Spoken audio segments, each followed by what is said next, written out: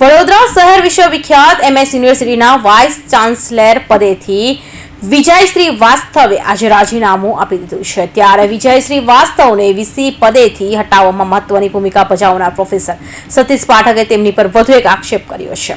VCની નિમણૂકને challenge કરતી PIL હાઈકોર્ટમાં કરી તો તેનો બદલો લેવા માટે તેઓએ મારી દીકરીને ટેમ્પરરી આસિસ્ટન્ટ પ્રોફેસર પદેથી હટાવી દીધી અને મારી સાથે બદલો લીધો। વિજય શ્રીવાસ્તવે વિદેશમાં જઈને અયાસી કરી છે, યુનિવર્સિટીના રૂપિયા બરબાદ કર્યા છે, તેની પણ સરકારે રિકવરી કરવી જોઈએ। MS યુનિવર્સિટીના VSની નિમણૂકને ચેલેન્જ કરવા પ્રોફેસર સતીશ પાઠકે જણાવ્યું હતું કે મારી લડત જિંદગીભરનું સંભારણું બની જાય એવી છે। આવી લડત તો હું જ્યારથી શિક્ષક બન્યો ત્યારથી લડતો આવ્યો છું। જ્યાં મને કંઈ ખોટું લાગે ત્યાં મારો અવાજ હંમેશા બુલંદ જ હોય, એ મારો સ્વભાવ રહ્યો છે। પરંતુ આ લડતને હું જુદા પ્રકારે જોઉં છું, કારણ કે આમાં ફ્રોડ થયું હતું।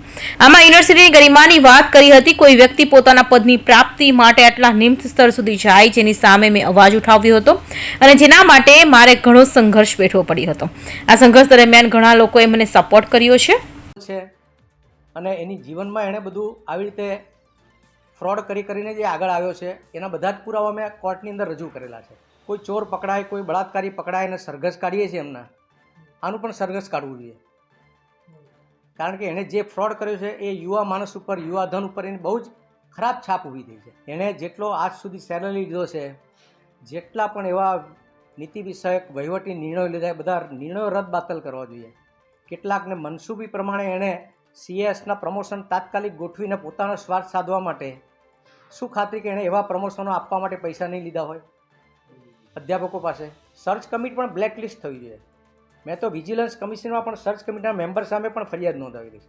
તેઓએ કહ્યું હતું કે 5 વર્ષથી મારી દીકરી આર્કિટેક્ચર ડિપાર્ટમેન્ટમાં કામ કરતી હતી। તેનું ક્વોલિફિકેશન અને નિપુણતાને આધારે તેની પસંદગી થતી હતી।